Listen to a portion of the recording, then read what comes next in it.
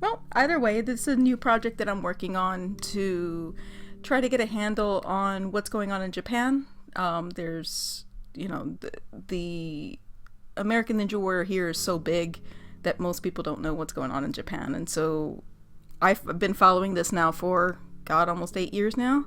Actually, 8 years next month. And so I wanted to try to do a project where, I interviewed people from different walks of life, both sides of the Pacific, on, the state of Sasuke as we are now, how they heard about it, what can we do to, bring more light to it, if there are things that we can do differently to help them, and just general enjoyment, because I kind of like these things. Okay. So today, my first guinea pig, thank you very much for taking time to do this, because this is sort of a weird project and it's beyond niche. We have Mitsugi from the a.k.a. podcast, which I follow constantly. So go ahead, really, give more of a background for people that don't know much about a.k.a. Sure. So my name is Mitsugi, and thank you for having me. Of course, it's a pleasure to talk with you. And the Anime Addicts Anonymous podcast, we've been around for a long time now. So we're you gradually become like a grandfather podcast. So we're super old 300 if we have over 300 episodes. Yeah. You can find us at our website. It's www.aaapodcast.com. We've, throughout the course of the podcast and even before we started the podcast, we have always made frequent trips back and forth to Japan. I was just in Japan about 10 days ago. Yeah.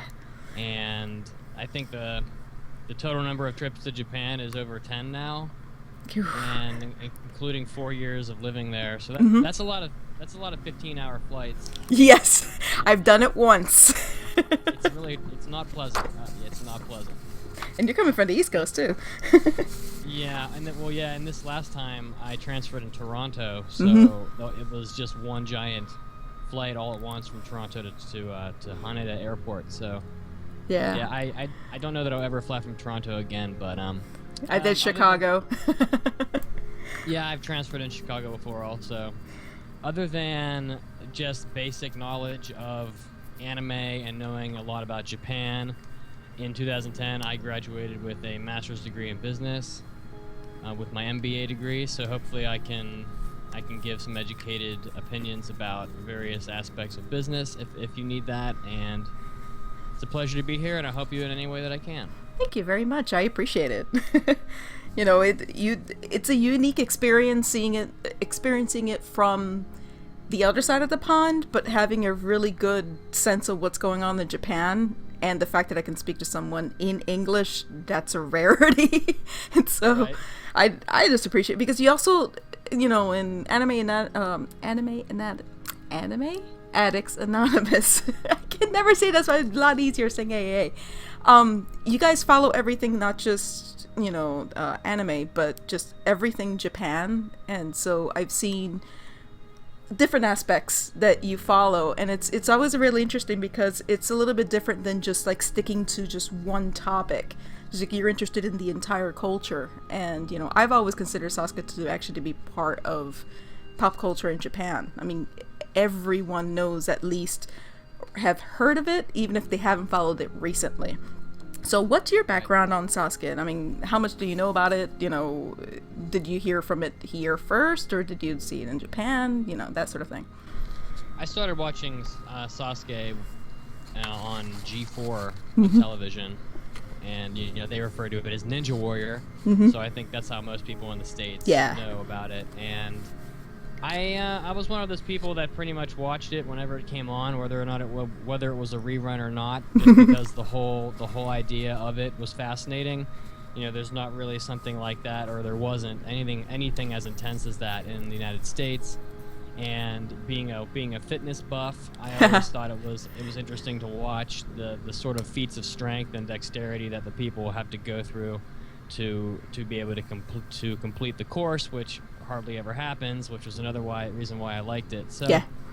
I haven't had as much exposure with Ninja Warrior in the last couple years, but I've seen probably most of the first 20 or 25 or so seasons of it.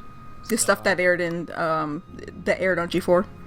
Yeah, and a couple years ago when the muscle gym was still located in Odaiba, I actually was able to try some of the obstacles that they Really? had. Yeah. Oh. And let me just tell you, the cliffhanger is not possible. It's very hard.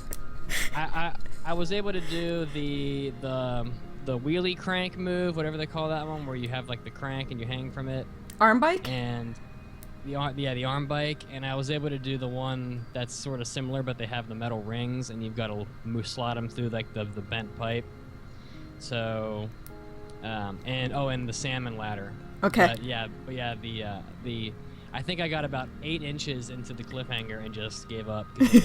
It's not really a matter of strength. It's a matter of hands. It's not like muscular strength. It's hand strength. So you really have to be able to. It's all in the fingers. So okay.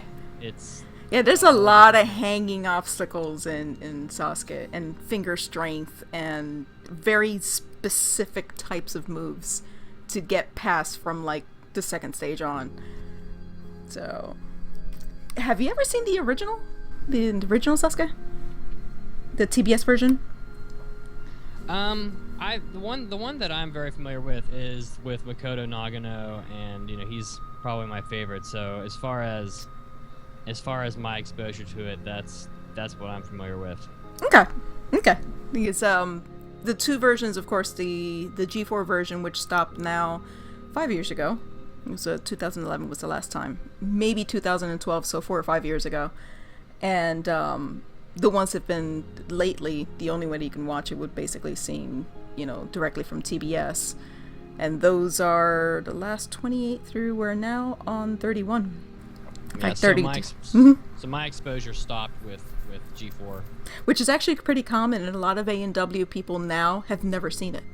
So they're more interested, like, oh, we know of the Japan version, but we haven't seen the Japan version. So that's also one of the reasons why I was doing this, to try to get a handle on what the current set of people, that have watched the show, and right. Which ones, why they liked it in the first place. So part of the problem is that I'm a cord cutter. So yes. I haven't had cable in probably 7 years. Ditto. So I'm an early adopter, and so I imagine that's probably a difficult scenario that Sasuke is facing, and one reason why it's not doing as well as most television shows aren't. But most TV stations, even big ones like ESPN and CBS, are all facing the same issue. Yeah. So at least they're all in the same boat in that regard. So yeah, I've been doing that for about 5 years, I think. 5 or 6 years. Yeah. Do you think that's also part of the problem in general in Japan? Because I've noticed a trend where you have most of children see TV, and the older generation, like post 50, 60, watch TV. But everyone in between has gone online or on their phones. And right. Would that be a fair assessment on how it is in Japan specifically? Well, Japan's a very mobile society, so they spend a lot of their time traveling on public transportation, and so just like you've seen, just like you may or may not know with video game consoles, the console market in Japan doesn't do very well, but the handheld market has done extremely well, including the PSP and the PS Vita, which never really did all that well in America. Yeah, I did notice that. But they spend so much time sitting on trains that the majority of the working class, the ages 18 to 60 in Japan, they spend so much time on the move that they have no real choice other than to turn to mobile devices, and they don't really spend a lot of time at home. A lot of Japanese people commute long hours, they work long hours, and they will come home and maybe spend an hour at home, go to sleep, wake up, and start the process over again. They actually have a syndrome in Japan called retired husband syndrome that married women will suffer from. It's an emotional syndrome that's been diagnosed by a psychiatrist, because as their husbands work so much that they don't get to see their husbands very often, and they have this really huge expectation of satisfying their husband and their families in Japan, but then they become estranged from their families by from their husbands, but because they're never there, and then eventually the husbands retire, thus the name retired husband syndrome, and they're suddenly there all the time, and they find themselves living with a stranger who they don't know, and it's very stressful. So yeah, Japanese people don't spend a whole lot of time sitting in front of the TV. That's interesting. That's interesting because I've always been curious about, I usually tend to like to compare like ratings, and I even do it here for the United States version, and get a general glimpse on how people have been watching. And I've been noticing the steady decline of not just the ratings themselves, but the amount of people that are watching specifically in Japan. And at first I thought it was just, the digital technology, and then because once, I'm not sure if you know, because I'm more into the minutia on how the show was structured and what types of things, in terms of background. In 2011, I believe it was 2011, the production company that used to do Sasuke, which was called Monster 9, they went bankrupt. And for about a year and a half, TBS was trying to figure out how to keep the show back on the air because they were not the actual rightful owners. They were just a distributor. So from that point on, most people in Japan thought, oh, well, they're gone, so Sasuke's gone. And then all of a sudden it just disappeared.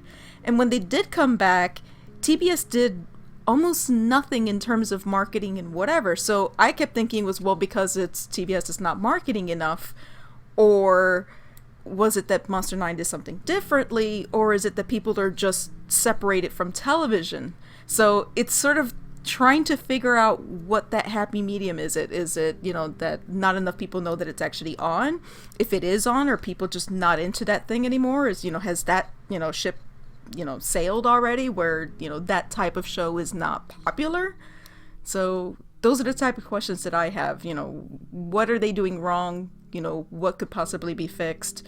Is there anything that can be fixed? Or, just basically try to get a new generation?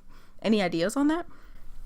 Well, to start with, Japanese television isn't really...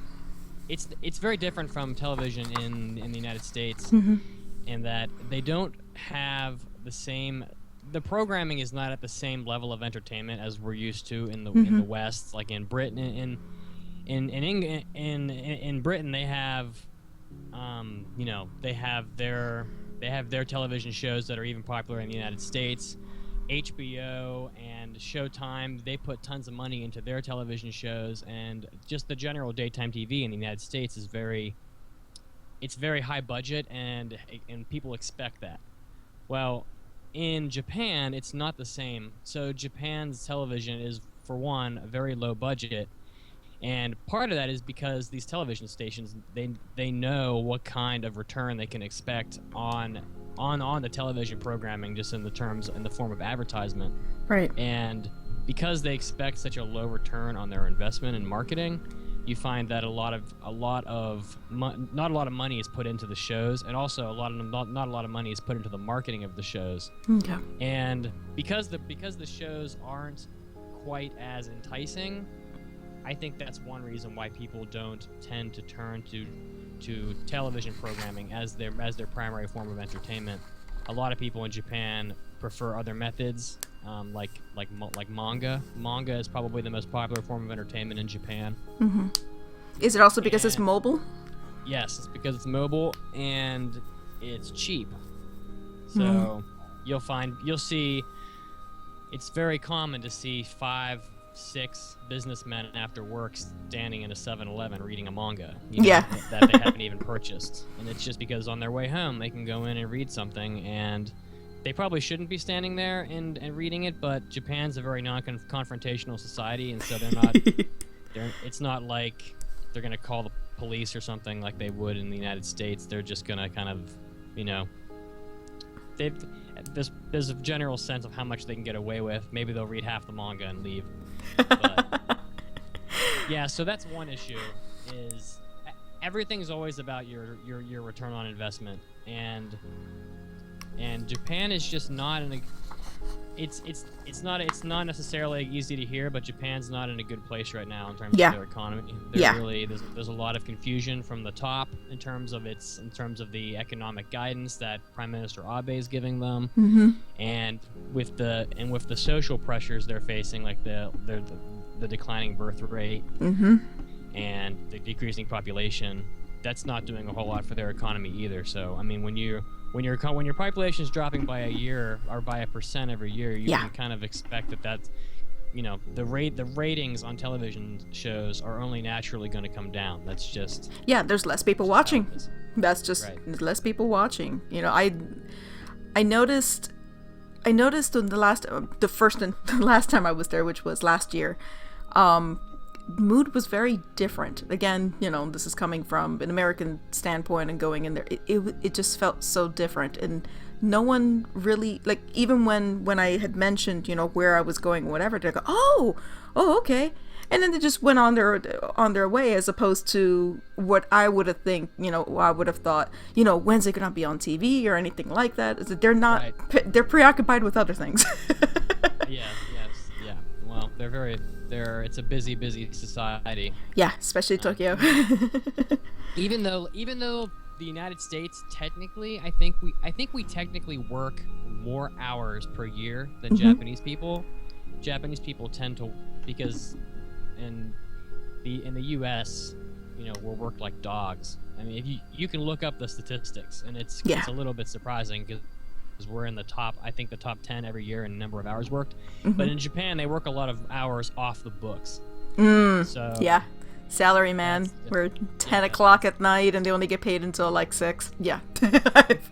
You've got, up until a few years ago, you had companies that would give their employees amphetamines just to keep them going, which is why you had people dying at their desks, because they would die of exhaustion. And I think that's kind of taken a step back now, but that just to give you an idea of how little time people have. They have to turn to drugs to keep going. It's not everybody, but the working people that you're talking about, the ones that have the money to pay for cable and that make up the bulk of, well, Japan has a very elderly population too, but the bulk of any country's population is between 18 and 60. So those people are definitely preoccupied. One thing though that I've noticed now that the shift, with the Olympics coming this year, the shift has changed, even from all the things that I've been seeing, where there's a lot more campaigns, bringing more people to Japan. Now, granted, they usually say, because the economy is so bad in Japan, it's like, please, anybody, come over here and spend your money here, because he'll give you a lot of money, and the exchange rate is crazy right now.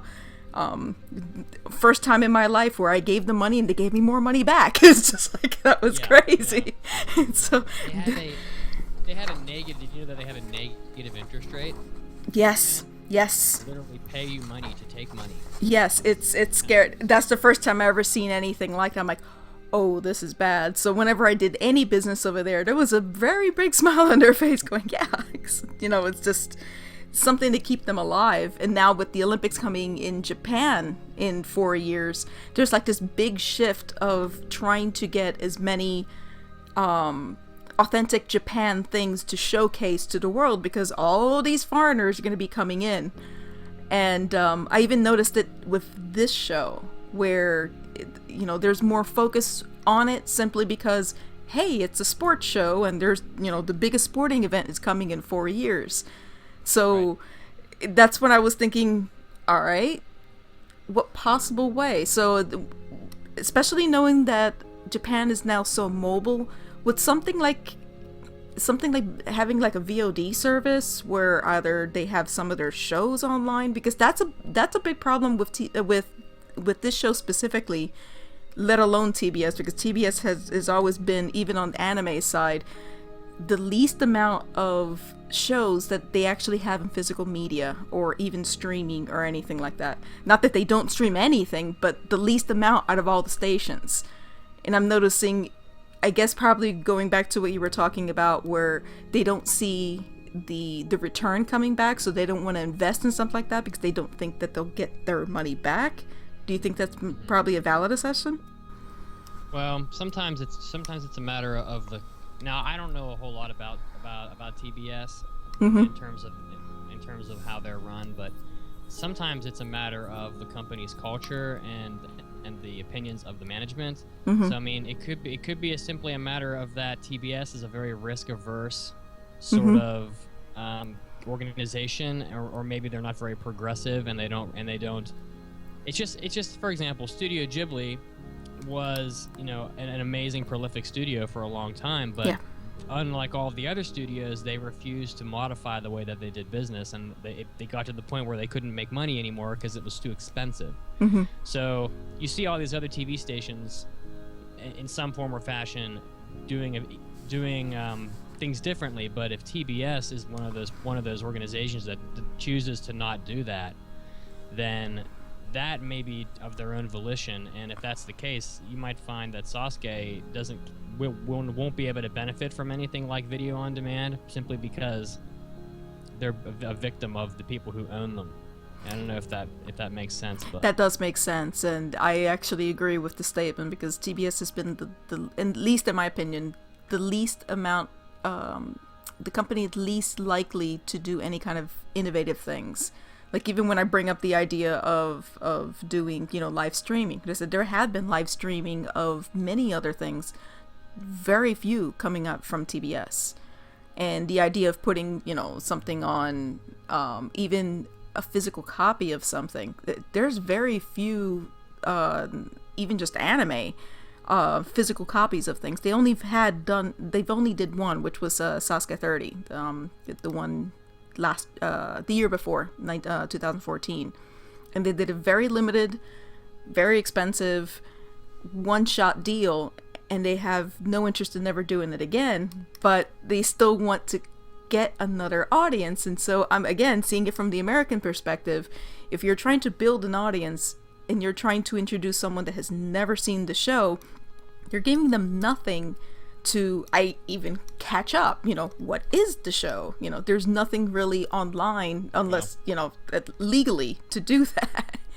So, you know, I've been trying to figure out ways of trying to get more eyes on it, because the ratings from last year and the year before were interesting. It was the first time it's ever happened where they started off really low, and then that's the first time they've ever done a Nico Nico broadcast. They didn't show the show itself. They had some of the players on there, so, you know, people like Shingo Yamamoto and Ryo Matachi and Yuji Urushiara. They had those people plus the director and the producer of the show talking to the audience. And it was this weird effect where all of a sudden you had everybody in chat going, "Wait, it's on television?" It's like, "Yeah, we're watching it now." And then they turned on the TV, and the ratings went up. Started at 3 and ended up at 17. Sasuke hasn't had a 17 rating in about 10 years. So yeah, that's pretty high for Japan. yeah, especially with what they were going up against, because when you go up against another variety show, they're gonna pick the variety show because those are the ones where you had the paid actors. So it was an interesting project, and you know, now they're trying to do sort of like monthly updates on Nico Nico, so they get like, you know, maybe 1,000 or 2,000 people watching, and they try to interact with the audience. Do you think maybe more things like that, or is it the tournament itself that has to probably air to get more traction? Well, I know Japan is a very homogeneous society, and they're not the best at working with other countries on things. That Japan has a history of being very closed even today. But if I was somebody like TBS who owned the rights to a TV show like Sasuke, if you can't get the people in Japan to watch the show to the extent that you want, and to the extent that you can justify making enhancements to it, like doing marketing or maybe building new obstacles or whatever it might be, it's not necessarily a bad idea to try to sell the rights to other people. Like, for example, anime has done very well in the last few years, and it's almost entirely due to China. So I don't see any possible reason, if you're looking for a solution, I don't know why, if the Japanese market giving TBS what it wants. Maybe they should look to other markets. It's never a bad idea to expand your market, and something like an athletics, like a sporting event such as Sasuke, is something that people from all cultures can understand, and certainly it wouldn't be difficult for them to. Well, first of all, Sasuke to me I view that as a very, very low cost event. Yeah. You know, they probably have insurance. They probably spend more money on insurance than anything else. I agree. And getting somebody to translate that into Mandarin and I don't know enough about China to know who a famous person in China would be, but why not do what the UFC does? Get two really famous people to do the announcing for the event.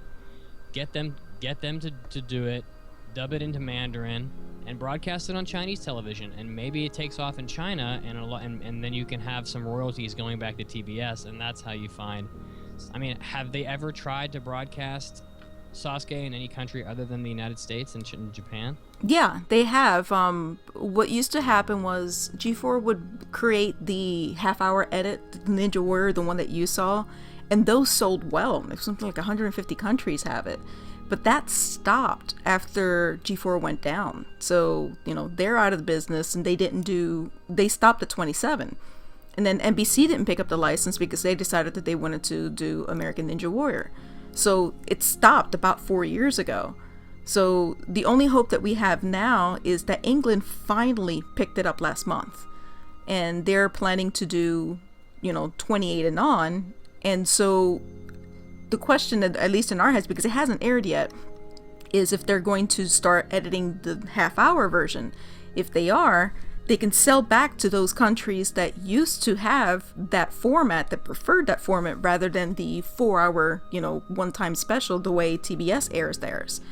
And then hopefully that can go around. In terms of just spin-offs, there's plenty of spin-offs. China actually had one last year that originally was not sanctioned, and then TBS found out and they ended up making it sanctioned afterwards.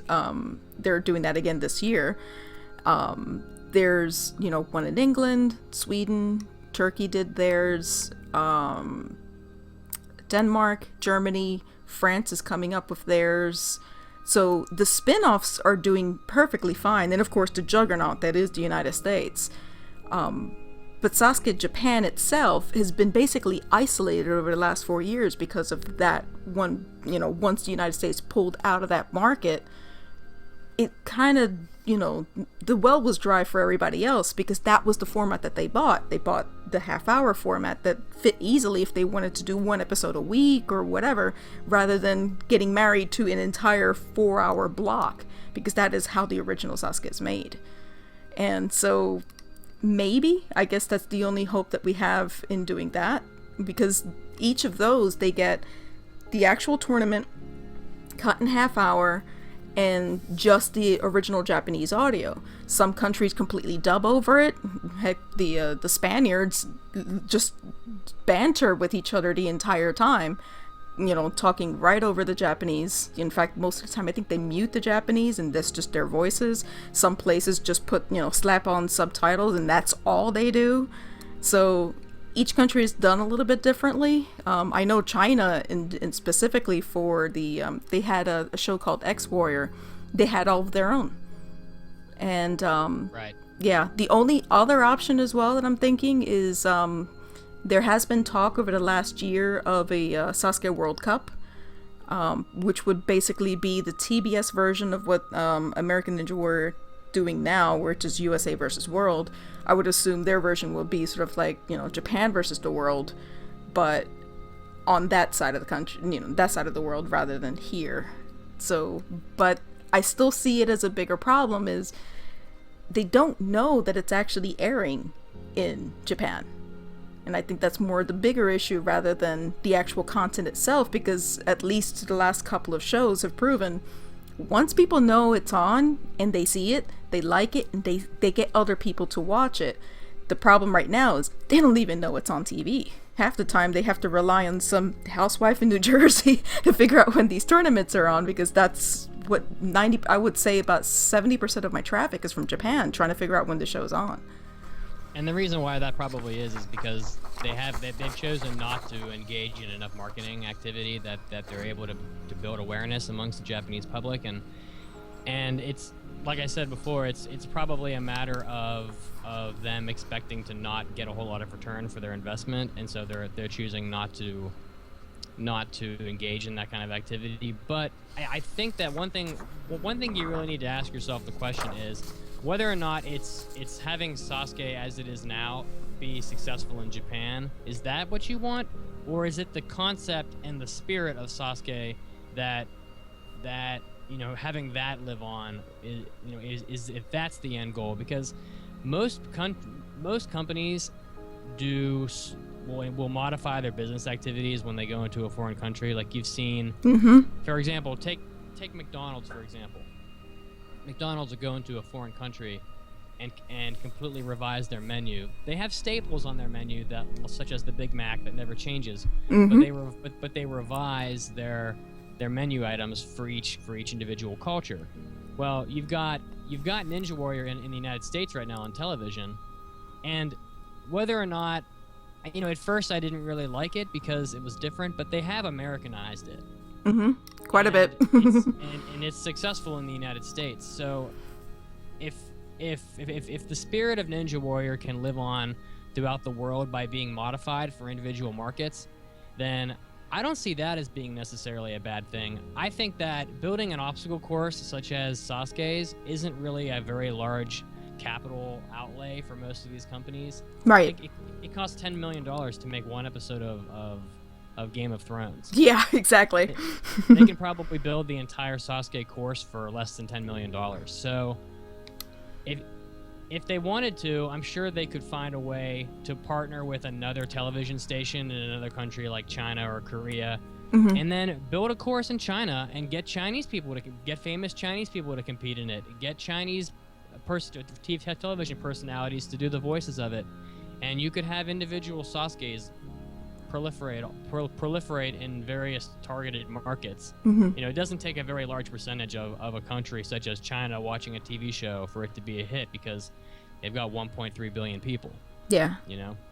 So as far as Japan, Japan's society is a difficult nut to crack because it's an older society that may not be interested in things of an athletic nature, and the people that are younger are reading manga, watching anime, and working all day. So it's definitely a difficult nut to crack in that sense. Do you think if they were more involved in it, like more physically involved, like for example, last year, was the first time they actually had a lottery for the audience, because before it was a closed set where the only people that were allowed in there were the competitors and any of their cheering little squad, and that's it.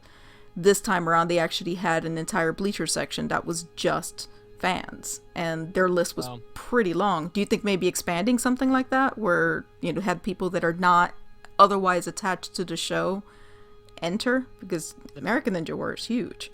The best recommendation I could give in terms of the participants in Japan would be that for me, I like watching great athletes perform. So I'm not really interested in watching random run-of-the-mill people from the audience performing in an athletic event. I want to see Kobe Bryant play basketball. I want to see I want to see LeBron James. I want to see Tom Brady play football.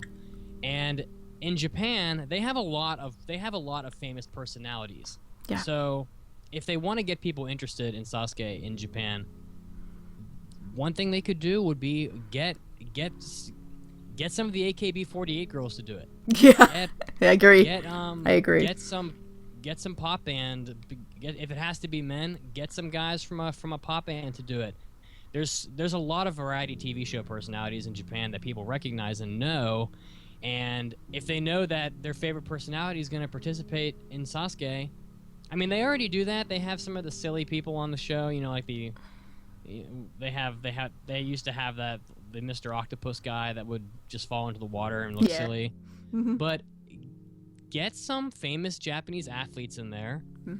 You could even promote the Olympics with it. I mean, it's coming up in 4 years. Get some of the upcoming Olympic athletes to perform, get ex Japan to perform. You know, get whoever the big boy bands are. I don't really follow them, but Right.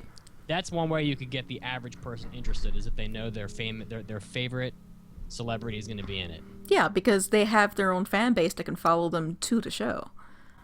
Of course, that's going to cost money to get them to participate. That's the biggest part. It basically, what it looks like now is that it's they're not spending money to make money, which is, at least from our opinion, I think it's probably more of an American type thing where, you know, you can't expect to make money if you don't invest something in it. It's a very risk-averse attitude, and it might be that if you look at the TBS board of directors that makes all these decisions, it may be a bunch of 85-year-old men who just want to you know, skate by and aren't interested in taking risks. You know, they don't want to lay down $5 million to pay a handful of really famous celebrities to participate, because they're not sure they're going to get $5 million back. It's almost the equivalent of, it's one of two things happening. Either one, what used to work in 1960 doesn't work in, you know, 2016, or it's sort of the, hey, I see how reality shows are doing well. They don't pay anything to them. Let's do it that way. Because that's what sometimes it looks like, that where it's sort of like they want to do it, you know, shoestring budget, and then they throw their hands in the air when it doesn't work, because like you didn't even bother investing anything in it. And again, with the whole marketing thing, they don't even tell you this fantastic show, which you do like when you watch it, it's nowhere. So I don't know. I guess we're up to the point where, you know, unless something structurally changes in TBS, it's going to be more of the same, sadly. Well, one final thing that I will say about Sasuke is that, regardless of what the future holds for the franchise, it's had a pretty good run. Yeah. You know, it's been around for a long time, and most television shows haven't been around for 20 years. Yeah. So it's 19 now. Yeah, I mean, either way, it's had a pretty good run, and it should be, you know, proud of what it's already accomplished. So that's not to say that they shouldn't take financial risks and just try. I mean, $5 million isn't going to bankrupt TBS. No, it's not.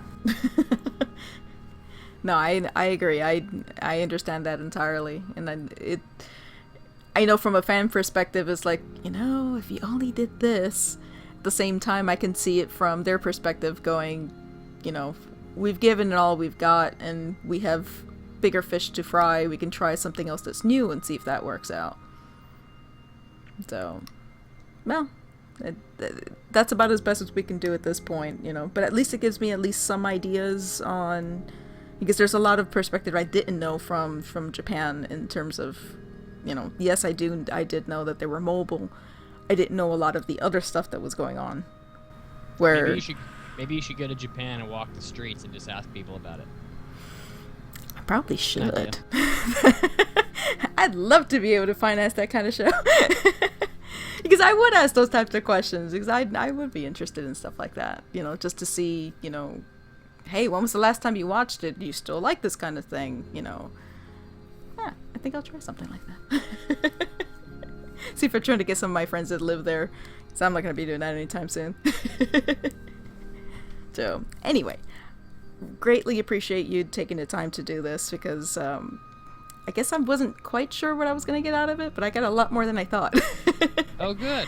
No, I did. I appreciate it, because I like thinking I already know what, you know, my opinions are already formed in my brain. I always like seeing what other people think of the exact same show, so I can learn new things along the way, because that's one thing that I've always loved about Sasuke. This is like, it's more about the person and their journey through it. I'm always interested in everybody else's journey through the exact same thing. It's fascinating to me, so. Okay, well, thank you for having me on. It's been a pleasure. No problem. Thank you very much.